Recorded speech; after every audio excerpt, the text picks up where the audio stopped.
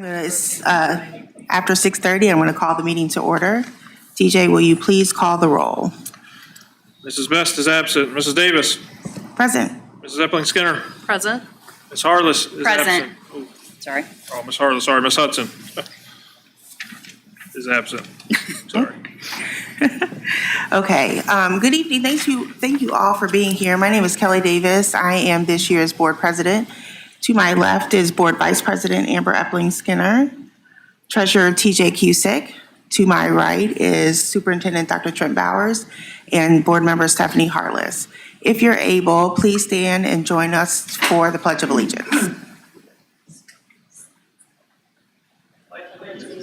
To the flag of the United States of America and to the republic for which it stands, one nation, under God, indivisible, with liberty and justice for all.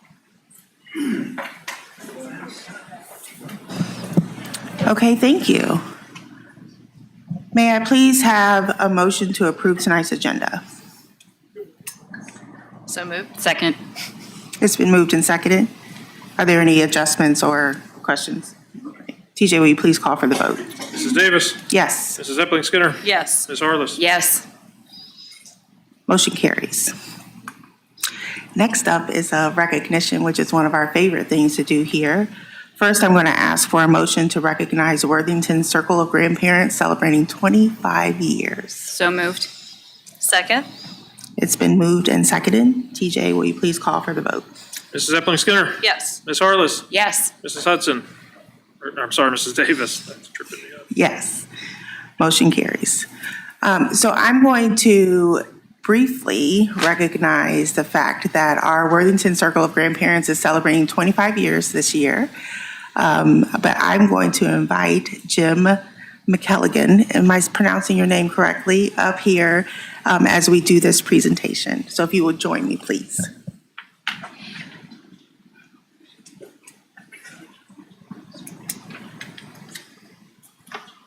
So I have the green light. Thank you for being here. Thank you all for being here, and thank you for being so. I have you come right here next to me. Is that okay? All right. I know you've got a lot of words to say, right? So I'm going to be very brief. I promise. But just the fact that for 25 years, when you think about 25 years and how much of an impact that grandparents have been having on our students in our district, and how we can connect with them. We're inviting them into our schools. They are inviting students into their lives, and they are giving them life lessons, love, attention, care, all the things that we value here in Worthington schools. And so I know on behalf of the board that we so much appreciate the fact that you're here, that you invest your time. Our time is valuable, and you take time to come into our schools and to love on our kids. And that's what we love here. So I'm going to let Jim elaborate a little more. Absolutely.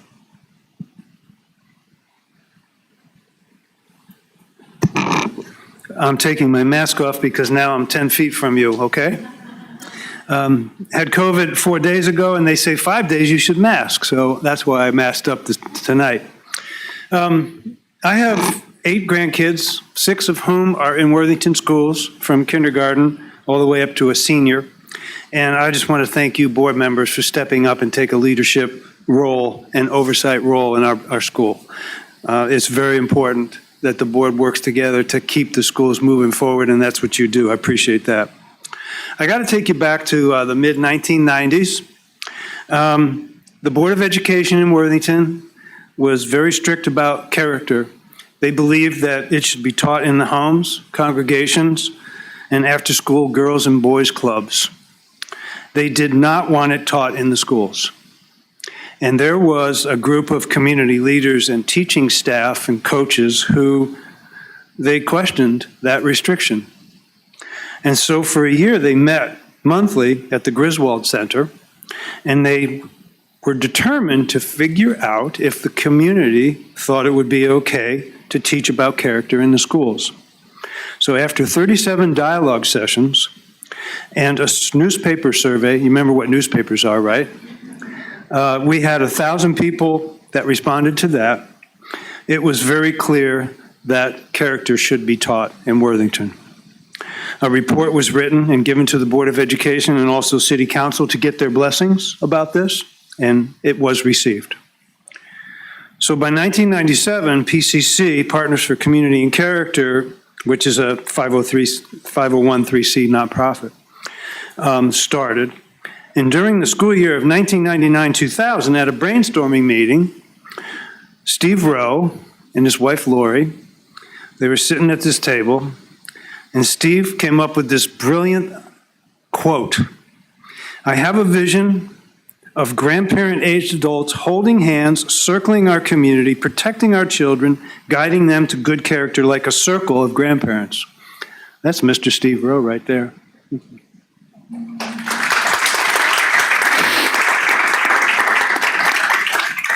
This idea was put into practice by the year 2000 by the founding people that were there at the time: Diane Demuth, Tony Petrozzi, Catherine Schaefer, and by the way, her son and daughter-in-law are here. Raise your hand. Braxton and Polly Tewart, Elizabeth Haig, and James Timko, they went into 6 classrooms as a pilot at Bluffview, Slate, Wilson Hill, and Brookside. And from that time on, it was a success. Numbers kept growing. Debbie Basinger, she was the coordinator from 2003 to 2005. She's here, Debbie. Raise your hand. There you go. Then the coordinator was Maureen Petrick from 2005 to 2007. Maureen's here. Then we had Deborah Stevens from 2007 to 2012. That's when COG really hit its high mark of 80 volunteers, and they received the Ohio Department of Aging Ohio Citizens Hall of Fame Award held at the Rife Center on May 26, 2011. I was there to witness that. Quite an accomplishment. She's not here tonight. Holly Richards was the coordinator from 2012 to 2016. And then Audrey Klum came in 2016 to be our coordinator, and that's what she's right here too. So over the past few years, we've averaged about 70 volunteers yearly. And currently this year, we have 62 volunteers in 65 classes. Of those 62 volunteers, 31 are new, brand new. And that's a positive impact, not only for the elders, but also the 1,625 students that will be impacted this year. And if you do the quick math and you look at the numbers from all those past years, it's about 27,750 students that we've impacted. That's pretty amazing.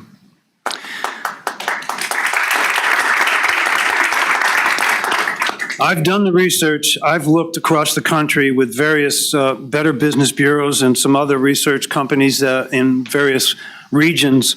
I have never found a place that has anything like this except for Worthington, Ohio. It's truly a gift to our school community, and the fact that it's 25 years old is really quite amazing. It's successful because of the longstanding partnership between Worthington schools and also the community groups. COG would not be here without the tremendous support of Rob Messenheimer, our superintendent, and the 12 elementary principals. So many thanks to those wonderful people. And of course, most importantly, it's the COG volunteers that make it work. Their warmth and creativity is amazing as they hit that classroom to volunteer, and it's always a blast. Special thanks to all the teachers who invite us in to their classrooms. So it is a special night, and I really appreciate all the volunteers that have been involved for 25 years. I've known many of them, and now I'm one of them. Thank you.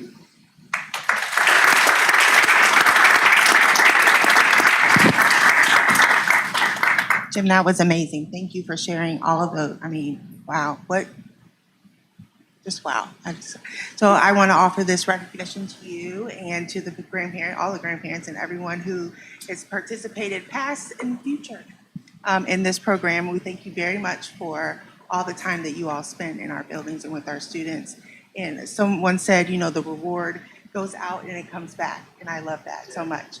We're going to have a brief video too to honor the circle of grandparents. And so if you just want to sit tight and watch the video here, and then thank you so much for being here. We appreciate you.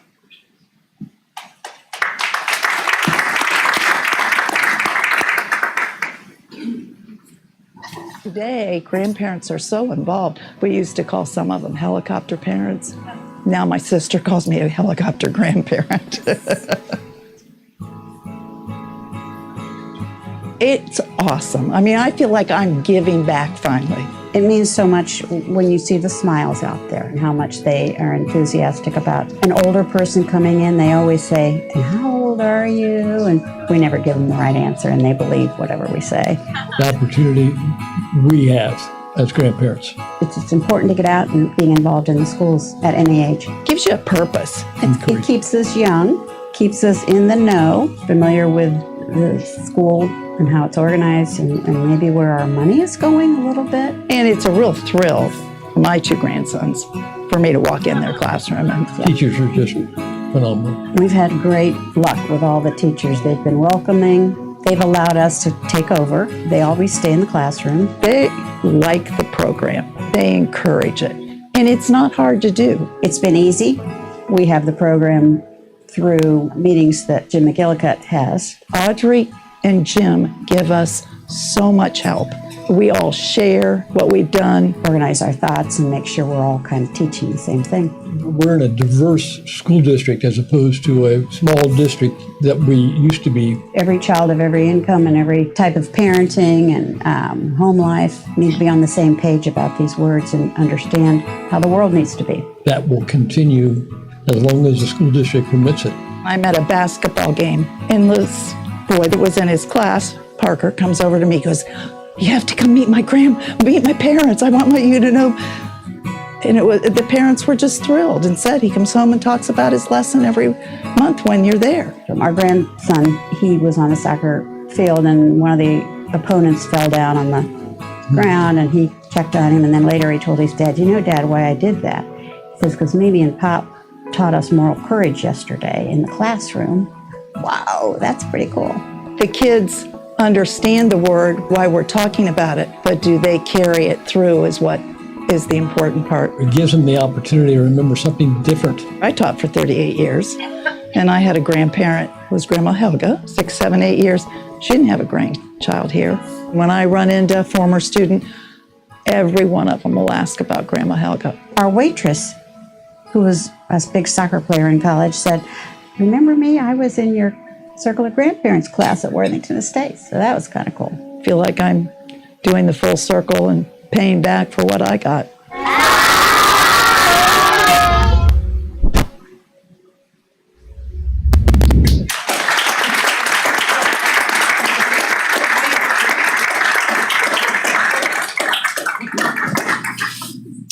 Thank you again for being here, and thank you for our communications team for putting that video together. It's just so amazing to see all of the wonderful things that we're doing here in Worthington schools. And again, we appreciate your time and your dedication to our schools and our students. So, right, I am going to move on to item B, visitor comments. Do we? Guessing we don't have it. Okay. So I'm going to move on to item C, information proposals. And in just a brief moment, ask Rob Messenheimer to come and give us an update on our kindergarten full-day program.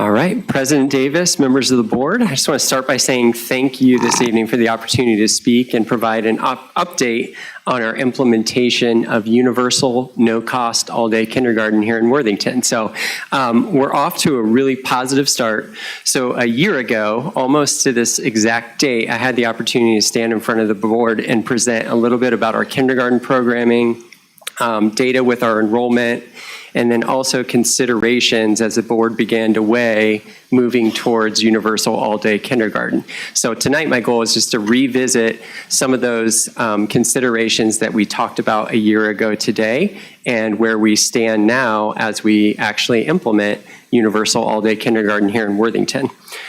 So the first thing I want to touch on is staffing. So last fall, we had talked about, we knew that we would have to add staff in order to move to an all-day model here in Worthington.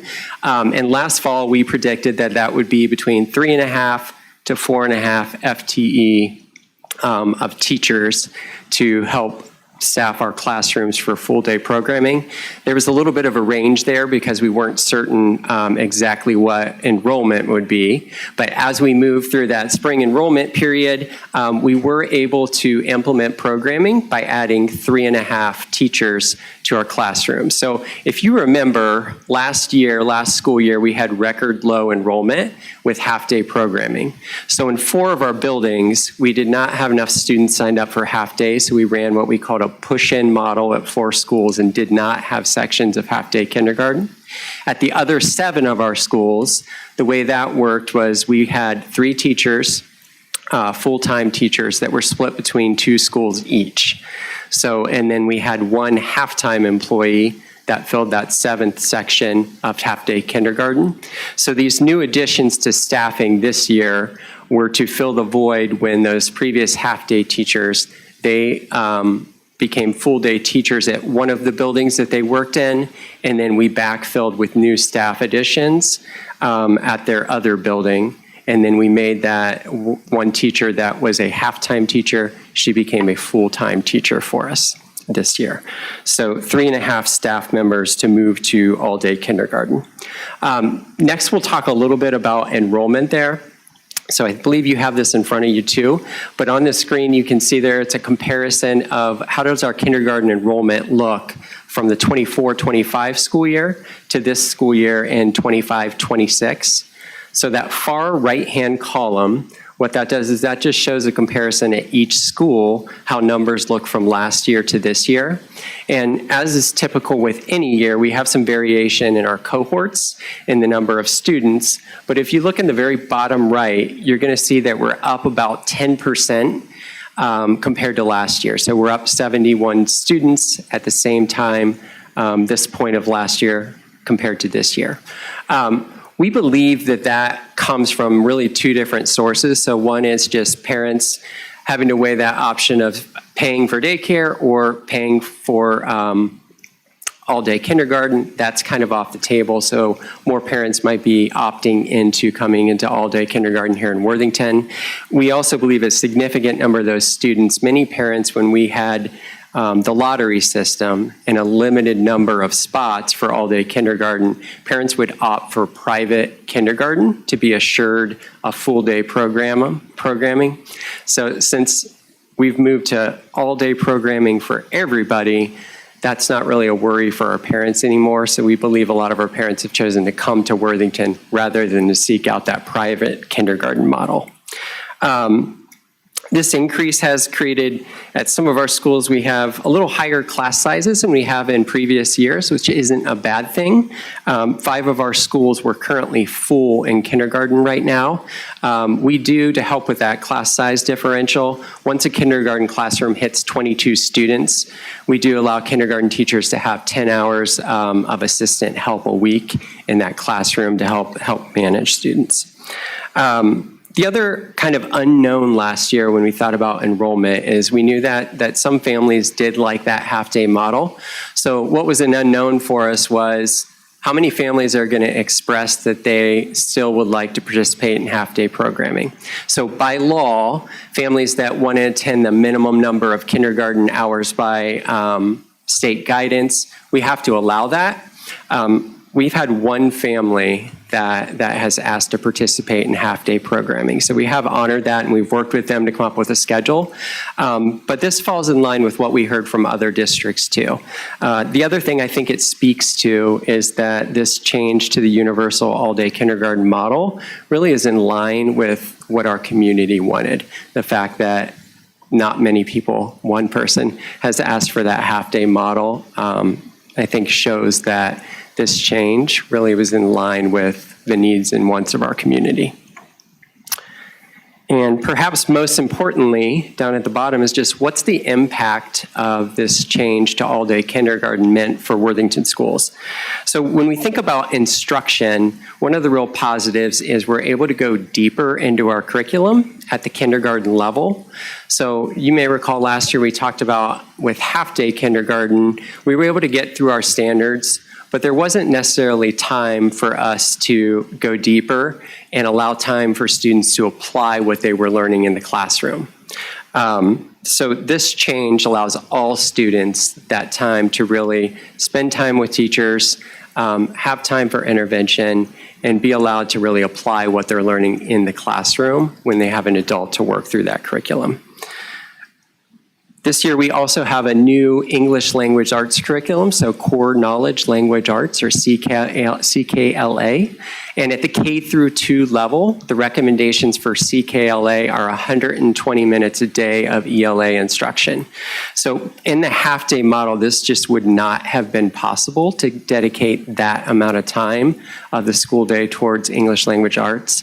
So in the full-day model, we are able to meet those recommendations for CKLA. So we feel like this is just going to better position students with those basic early literacy skills so that as they progress through their schooling, they have that solid foundation.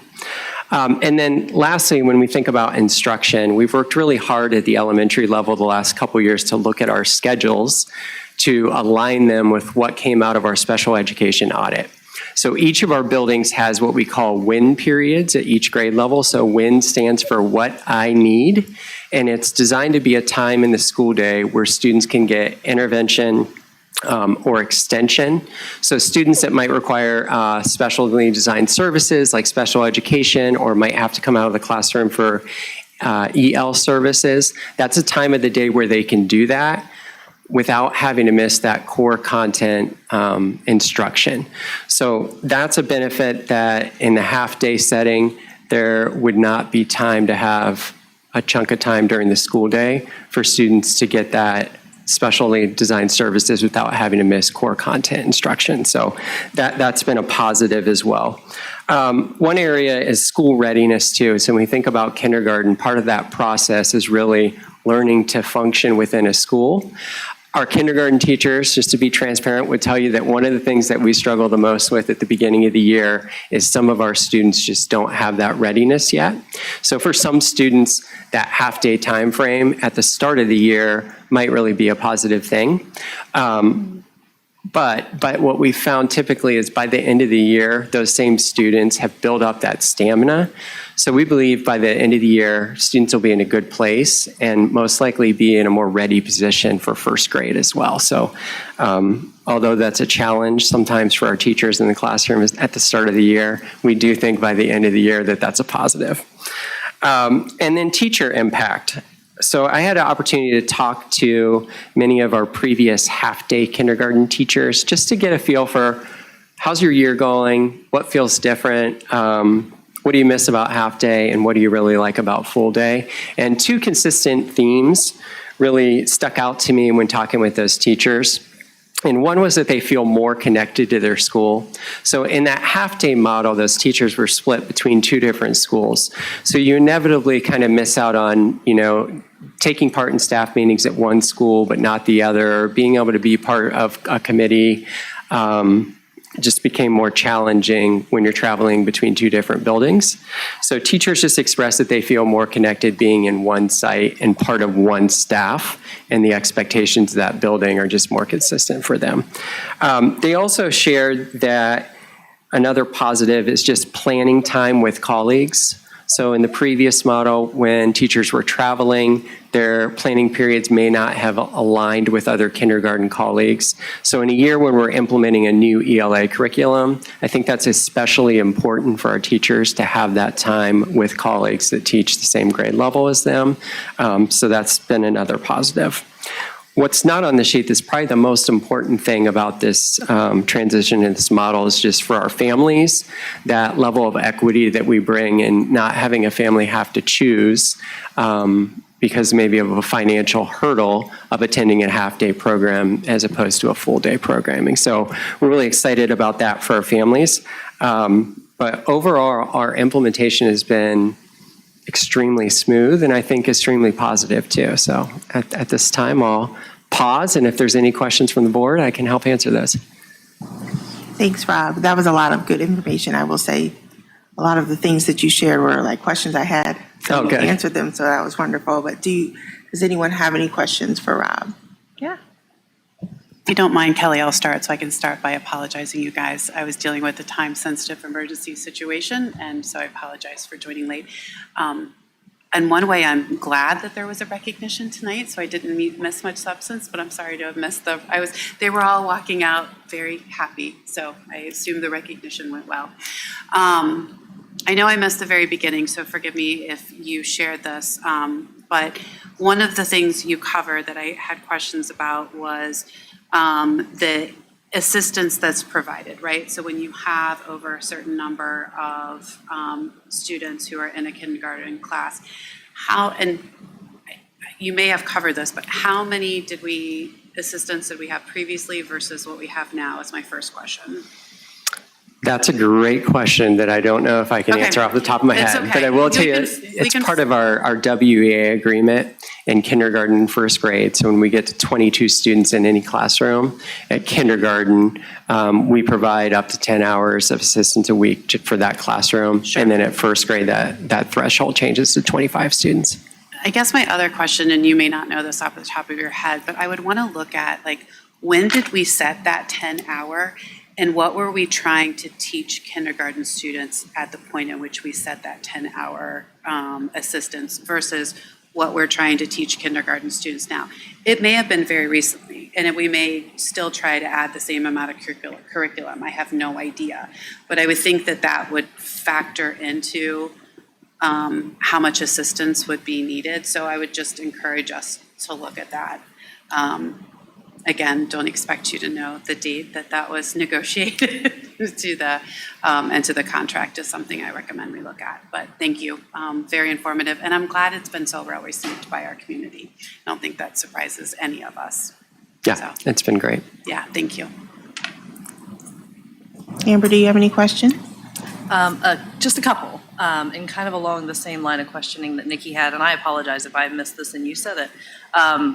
Is there an average class size, or is it all over the map? You know, are they different sizes, or? how many Yeah, I kids? mean, it does vary from school to school, and that's not atypical from any other school year, that we're going to have some buildings where we see higher enrollment one year compared to the next. So right now, I mean, it's Brookside, Liberty, Slate Hill, Wilson Hill, Worthington Estates, and Worthington Park where we're full.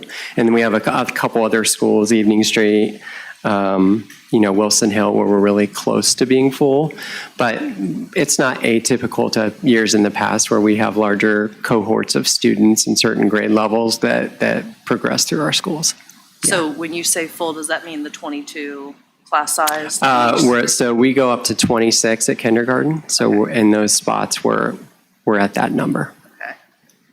And so if a teacher has 26, they still only get the 10 hours each week for Correct. assistance? Yeah. Okay. How does that, when you compare to our peer districts, I mean, is that pretty standard? Because when my girls were little, this is just to give you a little historical background on where I'm coming from with this question. We were in a whole different school district, and there was an aide in the classroom that was there the full day. So I realize every district's different, and I realize that was like 17 years ago. But just curious, how that 10 hours compares to other school districts around our area. Yeah, I think it's pretty typical. I don't know that I could name a district that has a full-time aide in a kindergarten classroom, with the exception of maybe if there's special circumstances or needs in the classroom that the school district's trying to address. I mean, that's something I can look into in terms of the number of, if a district provides hours, because I know not all school districts provide additional assistance in the kindergarten classrooms. Something we could certainly look into. Just curious. And then my last question, when we look at this, and I know it's only been a year, but obviously it's been a success so far, and I think that just the service we're offering to our community, the financial relief that we're giving them for that final year of daycare, not having to pay for that last year is significant. And I wonder, is there I know there's space constraints and everything, but is that something that maybe phase 3 of the next, capital improvement? I'm putting, sorry, you on the spot. I don't know if you're putting me on the spot. I mean, I think, there's a number of things we could do or services we'd like to be able to provide, and that goes back to our 5-year forecast discussion, because all of it is a financial conversation. So rough math just on, an aide in every kindergarten classroom, my rough math is $2 million a year that we haven't budgeted for. So we'd have to figure out, where do we get $2 million a year? Is that a larger next ask on a levy? Do we reduce something else to make that happen?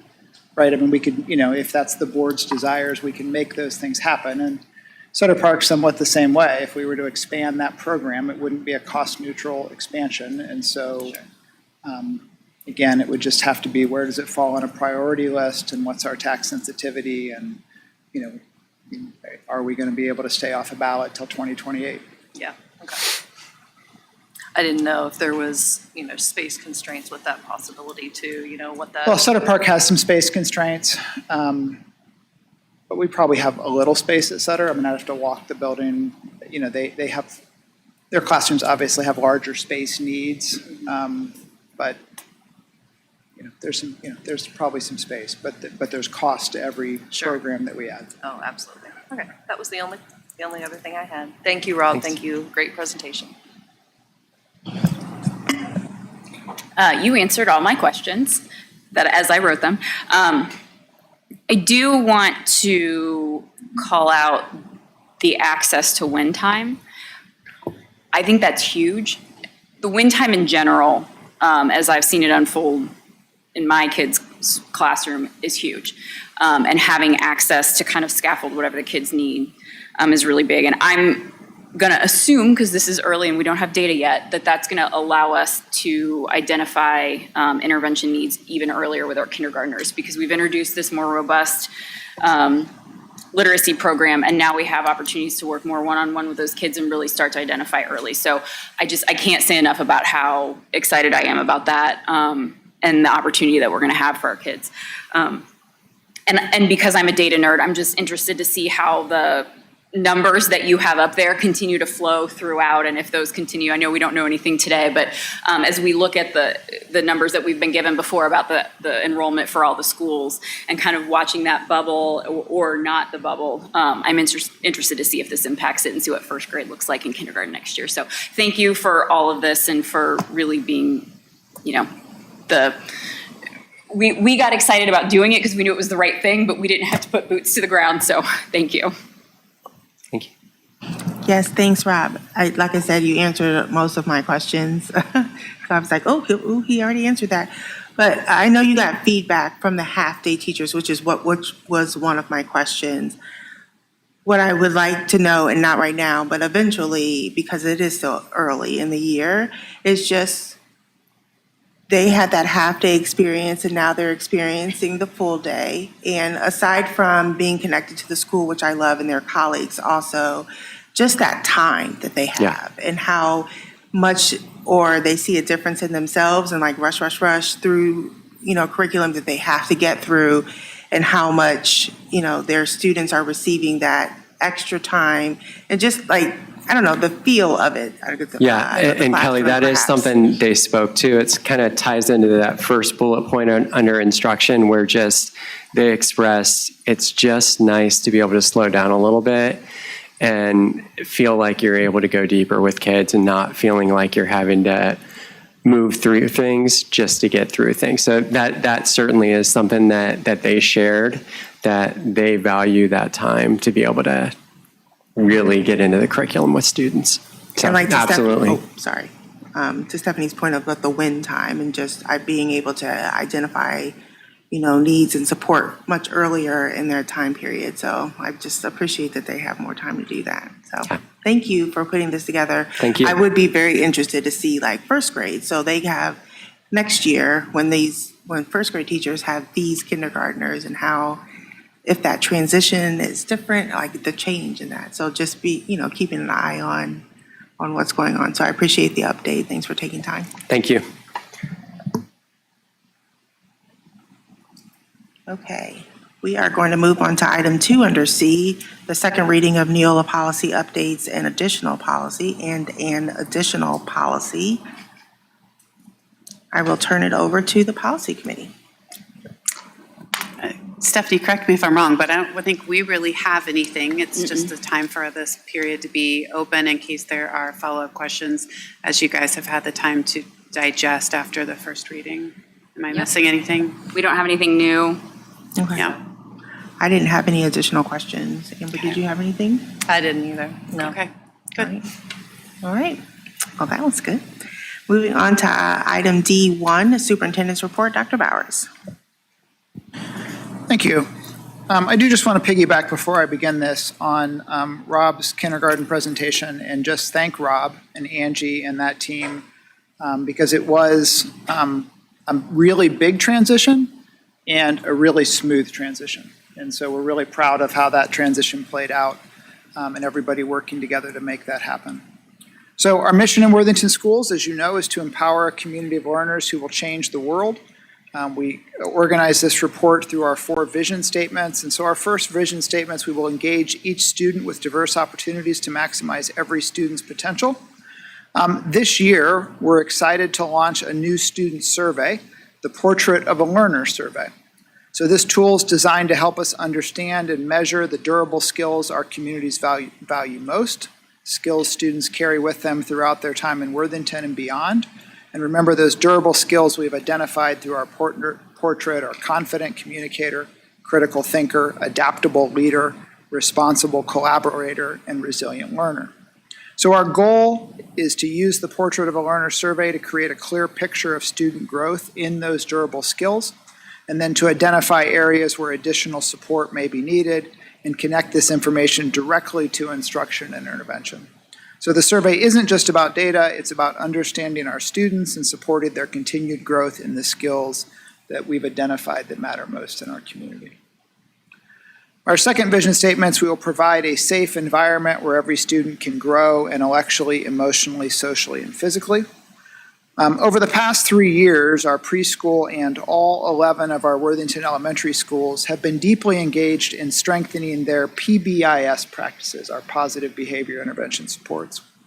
Each school team has collaborated to audit and reflect on their practices using the Tiered Fidelity Inventory, a tool that measures 20 core Tier 1 building-wide and classroom practices. Those include things like, are we establishing clear school-wide expectations? Do we have consistent classroom practices? Do we have crisis and behavioral response systems in place? What are our family engagement strategies? And how are we using our data-driven decision-making? And we believe that the results are clear when you step into both our preschool and all 11 elementary buildings. You're beginning to feel it. Students are engaged. Staff are more consistent than ever. And the culture reflects our shared commitment to creating safe, supportive, and thriving learning environments. Our third vision statements will provide consistent communication and promote dialogue with our community. For our parent-teacher conferences over the last few weeks, we worked this year to empower staff to use what's called Propio video interpreters for parent-teacher conferences. So during conferences in the month of October, Worthington staff engaged in 250 family interactions supported with a live video interpreter spanning 15 different languages. Family conversations included 127 conversations in Spanish, 64 in Portuguese, and 16 in Arabic. These interpreters are amazingly available anytime, and we really want to thank and appreciate the work of our EL team and our technology team to improve communication with all of our families. And fourth, we'll provide responsible and we will be responsible and transparent with our community's resources. Just a reminder that before our next board meeting to our community that there is no school on Tuesday, November 4th. That's voting day, as we all know, but while our kids will not be engaged in school, this is a work day for our staff, and all of our Worthington teachers will be engaged in a full day of professional learning. Our AAPL team has provided learning opportunities for all classifications of teachers, and we're excited to spend the day learning together. President Davis, that's my report. Thank you, Dr. Bowers. I'm really excited about that new survey and the new format, and really excited to see what those results are going to be. So excited about everything else you said too. Treasurer's report, TJ. Thank you, Mrs. Davis. Several bills made their way through the legislature regarding property taxation, so you all are in luck. I am going to use my time tonight to speak on those. I'm going to try to simplify things, hopefully, as best I can. If you can bear with me, if you can think of your property tax bill in two parts, an unvoted part and a voted part, okay? For many districts, the entire bill, for districts that are at 20 mil 4, the entire bill is essentially unvoted, right? Because the 20 mils is the minimum that is required, and so as property values grow, the whole tax bill grows. But for Worthington and most suburban districts, the unvoted bucket, the 4.5 inside mills, is a relatively small portion of the total tax bill. So as we try to analyze the bills that have made their way through, I think the first question we need to ask is, what does it impact? The voted portion of the bill or the unvoted portion of the bill? Because that matters. So House Bill 186 passed through the House. It caps growth for those districts at the 20 mil floor to some level of inflation. So that's the unvoted portion of the bill. So Worthington is not at the 20 mil floor, so that bill does not impact us. Now, that's not to say that it's a good bill. It does have some issues. It's retroactive. It penalizes districts because the funding formula thinks it's getting growth and it's not. So, it's got some work to do, but conceptually, capping unvoted taxes does have some merit. But 186, that's floor districts, that's not us. House Bill 335 does impact Worthington. So this caps growth on the inside millage to a level of inflation, right? So it impacts us, but it impacts the small portion of our total tax bill, the unvoted bucket. Again, in my opinion, this isn't bad conceptually. What it will do is essentially require us to, in the future, make up that revenue in voted mills, right? So our next levy, the voted piece might have to grow a little bit because that unvoted piece isn't going to grow beyond an inflationary measure. So that's 335. Now 309, this broadens county budget commission powers and allows them to reduce voter approved levies. So now our ears perk up because this is the voted portion of the bill, the big part of Worthington's bill. The 309 does include provisions that allow a district to have a hearing before the county board, and that newly approved levies can't be rolled back for 5 years. But the fact that 3 members, so the county budget commission consists of 3 members who may not even be residents of Worthington schools, right, because it's a county commission, could override the will of the entire community. And so just as I said, some of the concepts in 186 and 335 curbing growth on unvoted levies or unvoted millage does make sense. 309 overrides voter approved millage. That doesn't make any sense.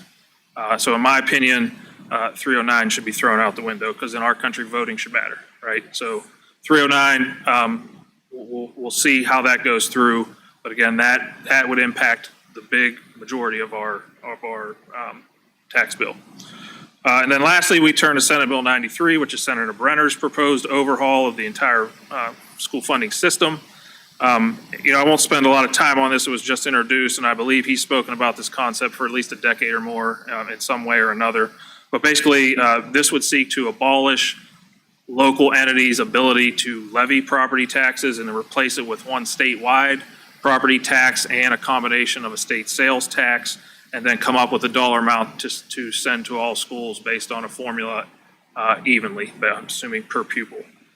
So then we would not have the ability to impose a tax in the future.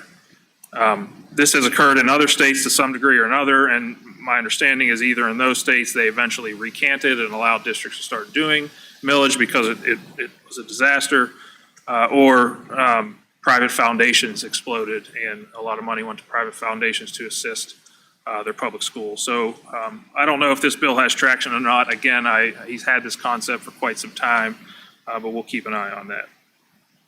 And so that, Mrs. Davis, is my update. Thanks, TJ. I think I'm going to switch these next meeting. Like, have TJ go first and then. One of these days I won't have Do you to think talk he'll about have better legislation. news if you do that? Say it one more time? Think he'll have better news if you do that? Maybe. Maybe. I don't know. Why not? I don't know. It just And won't hold on. feel as bad at the end. Yeah, it's so deflating. It's deflating. But I appreciate how attentive, I know that we all do, appreciate how attentive you are to all of the details and how well you explain it to us. Some of us who are like really trying to grasp all of the concepts and our community members so that they have a better understanding. So while it's difficult to listen to, I appreciate that you at least break it down well so that it's helpful for people to understand. All right, moving on to board committees, reports, and announcements. I'm going to start with you, Stephanie. Okay. I have a couple things. We had a curriculum liaison council. I think it was just last week, but time feels very fluid right now. We had a presentation on the positive parenting classes in general, but very specifically went through an abbreviated version of the sleep training, not sleep training, but like the program that they've already taken into the community. So we got to experience some of that. And I think I heard several times in the room people saying, "Oh, I feel seen," because we all struggle with that. And every parent comes into that conversation with a different experience with what their bedtime routines look like and what their expectations are and what they know and don't know. And so part of this is just kind of bringing to the table, here are some things that work and here is why, especially at the elementary level. I mean, this right now is geared to like 5 to 11. Why it is helpful for our kids to be able to get the amount of sleep that they require, right? And we know that kids are all a little bit different, but there is just a block of sleep that they need. And so certainly thank you to Nathan and his team. As a reminder, when we started this program, there were a couple teachers or one teacher already in the district that was certified to do some of the positive parenting, and people were raising their hands, which I think is a testament both to what Nathan is doing and the programs themselves, because as we all know, teachers have 5 million things on their plates professionally and personally. And so I think it speaks very highly of any program that they will volunteer to take on more. So certainly thank them. And it was great that they were able to come in the evening to present this to us. Another really positive outcome, I think, of that meeting was that we had some parents that were really engaged in the conversation of not just, participating, but what are some things that we could do to make it even better. And I think that is the value of bringing all of those very engaged brains into the room. And so one of the parents suggested, is there a way that we could, in a sensitive way, screen participants to make sure that they don't have food insecurity at home, or maybe there's other things that are preventing the kids from getting sleep that have nothing to do with this actual program. And so things like that are great. And I know, like, Nathan's amazing and will, take that back and all of the presenters. So that was a really awesome experience. There's more programs that are coming soon this year, still geared at that 5 to 11 span, but that will continue to expand. They've all filled up. And so as they continue to fill, we'll do more. So that was great.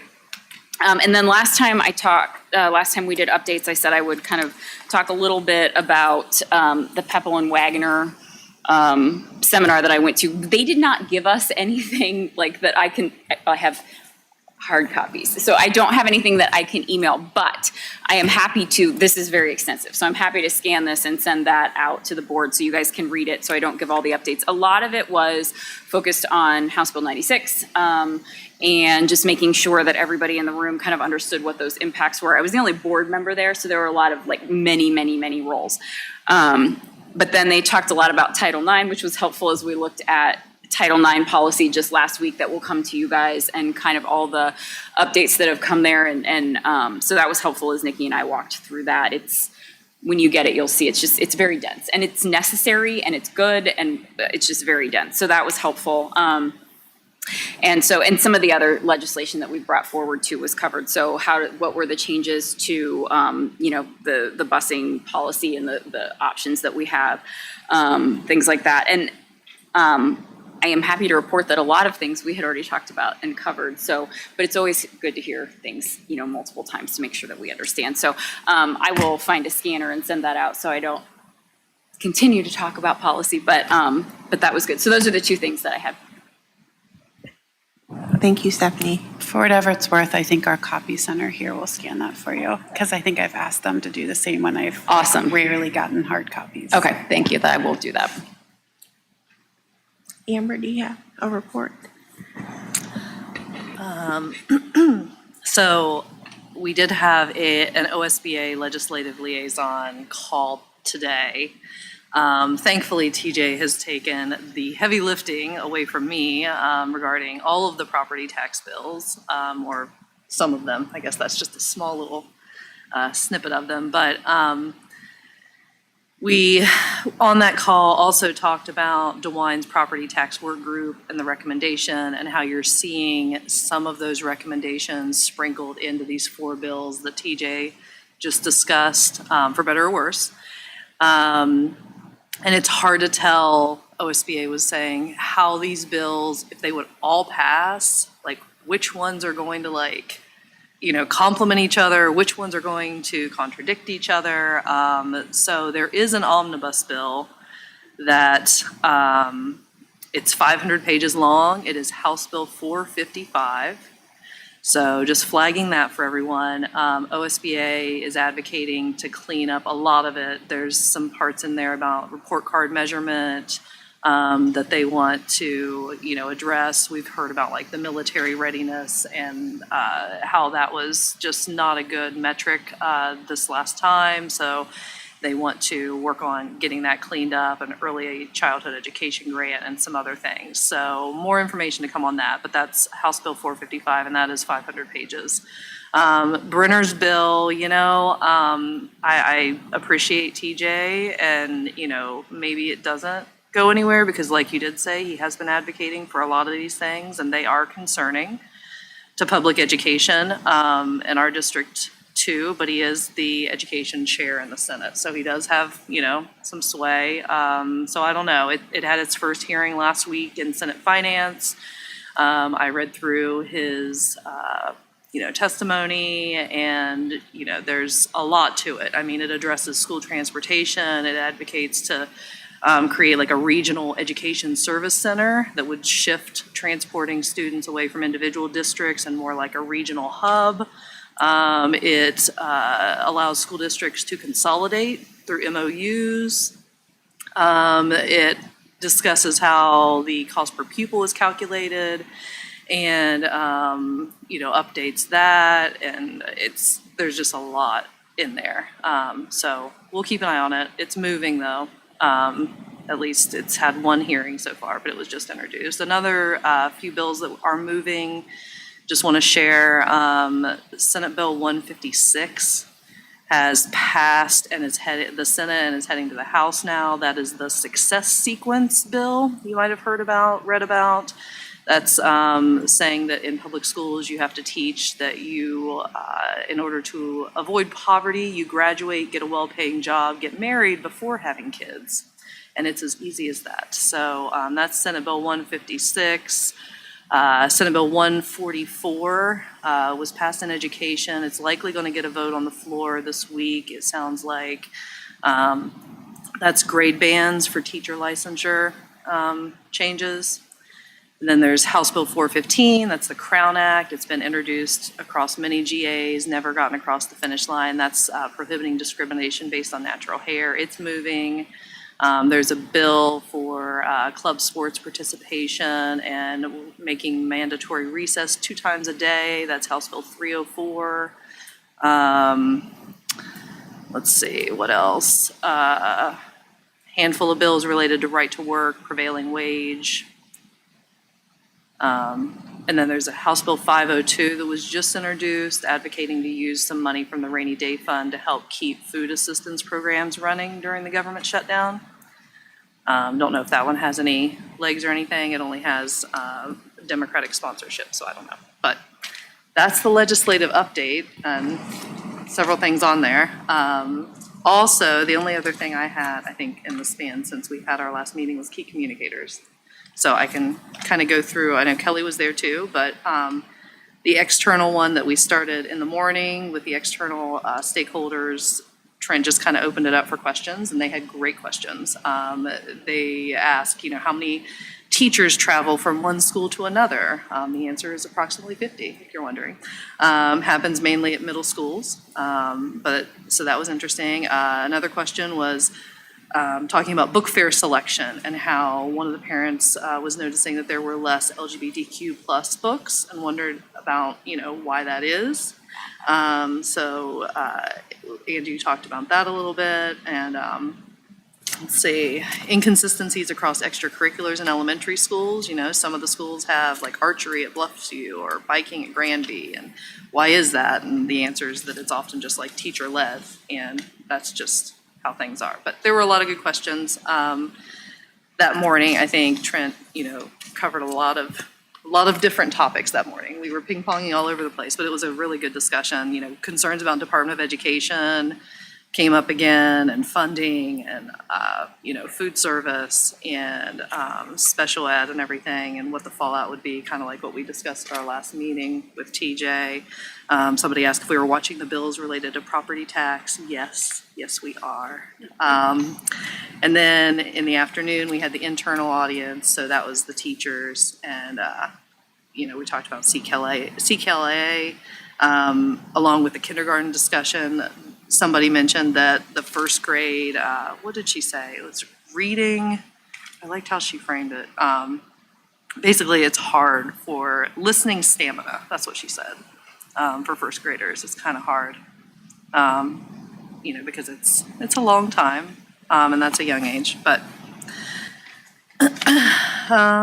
yeah, so that's what I have in my notes. We talked about, the elementary school and phase 3 of the construction process and what that community engagement is going to look like. And there's a plan that's in place. And yeah, I think that's all I had, Kelly. Can I ask just a couple of questions that I didn't write fast enough about policy? Yeah. Did you say Senate Bill 156 passed the Senate and is headed to the House? Success sequence.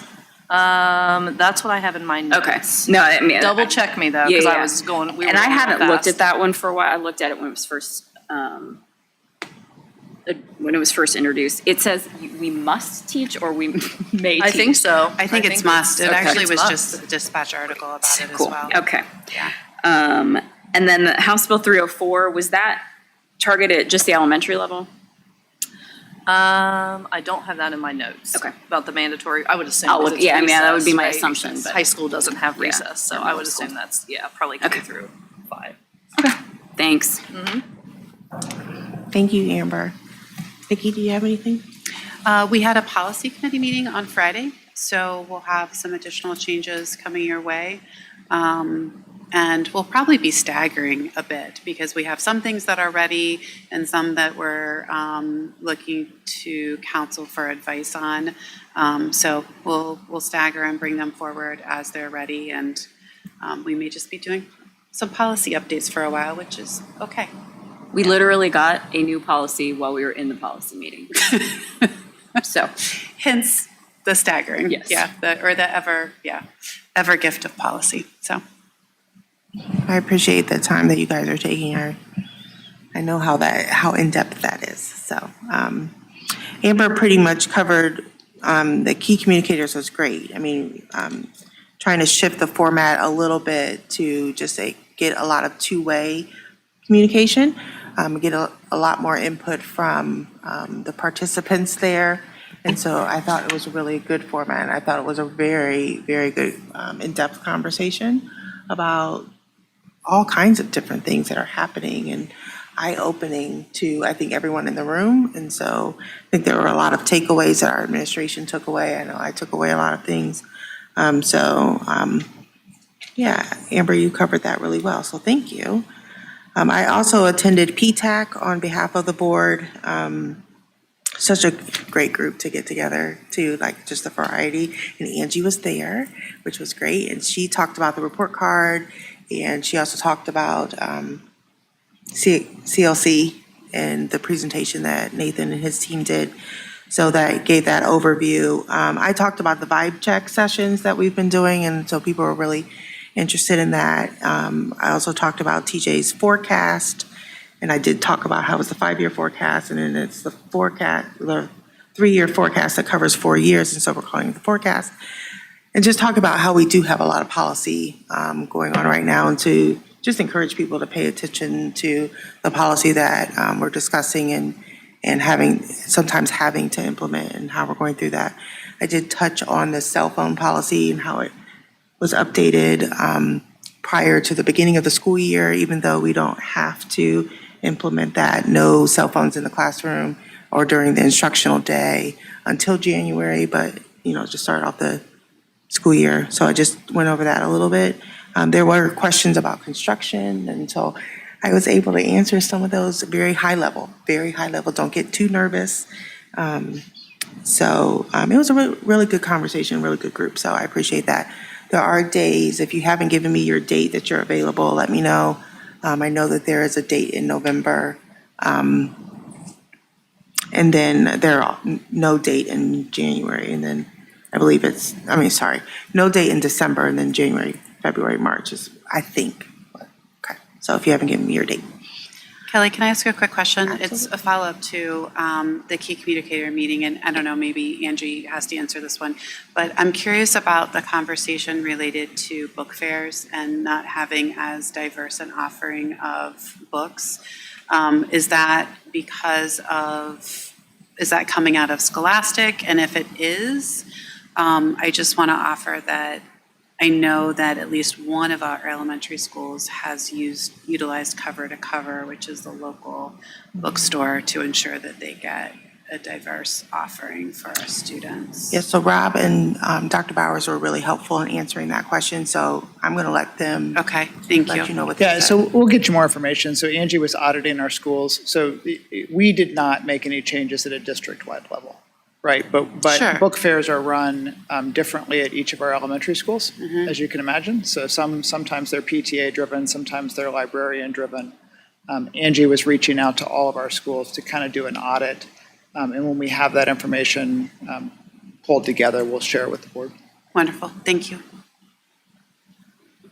Thanks, Nikki. It was a helpful question. It was just kind of eye-opening how it's being conducted, how the companies are, what they're doing, what they're offering, what they're not offering. Yep. Okay, I'm moving on to item E, actions recommended by the treasurer, routine business. TJ. Thank you. I'd like to recommend that the Board of Education approve the minutes from the October 13th meeting as presented in enclosure E1, please. So moved. Second. It's been moved and seconded. Are there any questions or comments, changes? All right, TJ, will you please call for the vote? Ms. Harless? Yes. Mrs. Hudson? Yes. Mrs. Davis? Yes. Mrs. Epling Skinner? Yes. Motion carries. Item F, actions recommended by the treasurer, new business. Thank you. I'd like to recommend that the Board of Education approve a memorandum of understanding with the Worthington Education Support Professionals Organization related to the establishment of a new position as outlined in enclosure F1, please. So moved. Second.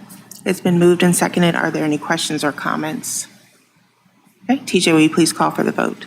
Mrs. Hudson? Yes. Mrs. Davis? Yes. Mrs. Epling Skinner? Yes. Ms. Harless? Yes. Motion carries.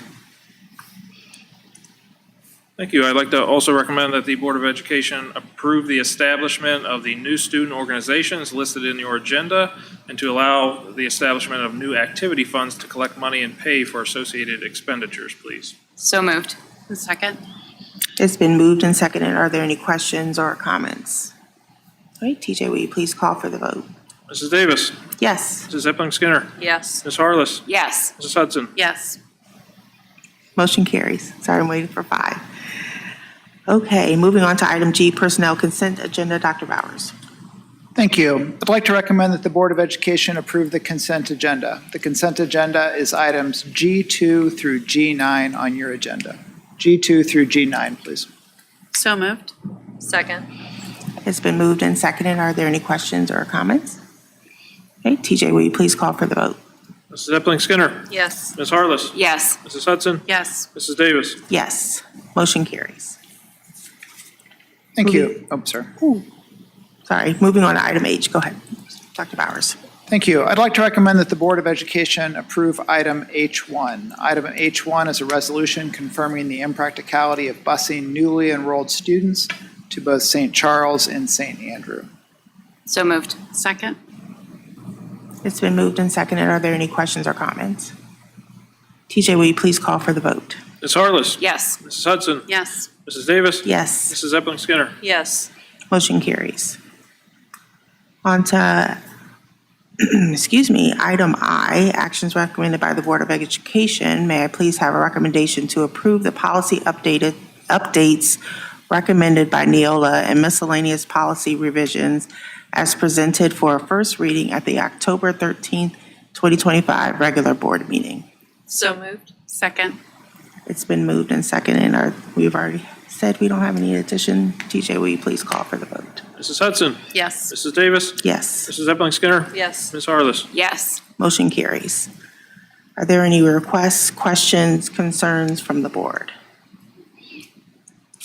I was supposed to mention this earlier. I'm sorry that Jennifer was unable to be here because she had a prior commitment. So I want to make sure that I acknowledge that.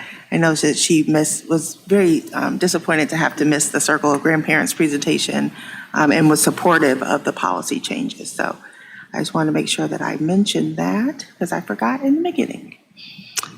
Moving on to our calendar. Our next meeting is Wednesday, November 12th. Then the following that is and we'll get a natatorium update, a construction update on the natatorium, which will be exciting.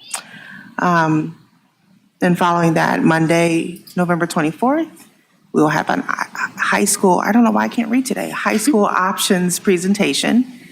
And lastly, Monday, our last meeting of the year will be Monday, December 8th at 6:30. And we will have a CKLA K-5 implementation and middle school pilot presentation. So that's exciting. All right, may I please have a motion to adjourn? So moved. Second. TJ, will you please call for the vote? Mrs. Davis. Yes. Mrs. Epling Skinner. Yes. Ms. Harless. Yes. Mrs. Hudson. Yes. Motion carries. Thank you all for being here this evening.